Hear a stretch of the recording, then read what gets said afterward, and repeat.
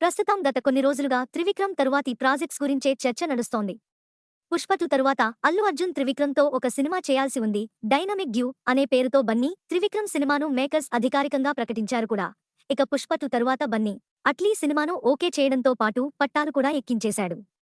Atlee cinema అవ్వడానికి దాదాపు ఏడాది పడుతుంది. ఈలోపు గురూజీ ఎప్పటినుంచో వెంకటేష్‌తో ఒక సినిమా చేయాలనుకుంటున్న విషయం తెలిసిందే. ఇప్పుడు ఆ సినిమాను పట్టాలెక్కించి పనిలో ఉన్నాడు. ఇక ఇది కాకుండా రామ్ చరణ్‌తో కూడా మరో సినిమాను ప్లాన్ చేస్తున్నాడు. ఇప్పటికే చరణ్‌కు కథ వినిపించడం, ఆయన ఓకే చెప్పడం కూడా జరిగిందట. అయితే చరణ్‌తో సినిమా అనేసరికి అది బన్నీకి వినిపించిన కథనే అని టాక్ నడిచింది. అందుతున్న సమాచారం ప్రకారం చరణ్‌కు గురూజీ చెప్పిన కథ బన్నీది కాదట, అది పూర్తిగా వేరని తెలుస్తోంది.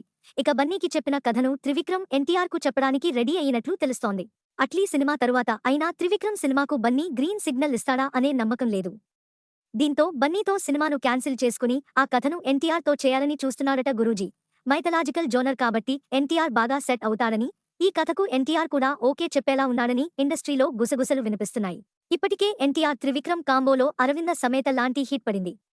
ఇప్పుడు ఈ కాంబో రిపీట్ అవుతుంది అంటే ఇండస్ట్రీలో లెక్కలు మారిపోతాయి. ఈ ఏడాదిలోనే గురూజీ వెంకటేష్ మూవీని పట్టాలెక్కిస్తాడు. అది వచ్చే ఏడాదికి రిలీజ్ అవుతుంది. దీని తరువాత చరణ్ మూవీ.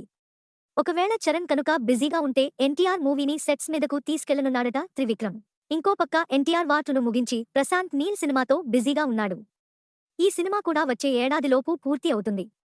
ఎన్టీఆర్ కనుక గ్రీన్ సిగ్నల్ ఇస్తే వచ్చే ఏడాదిలోనే ఈ సినిమా పట్టాలెక్కేస్తోంది. మరి ఎన్టీఆర్ త్రివిక్రమ్ కాంబో రిపీట్ అవుతుందో లేదో చూడాలి.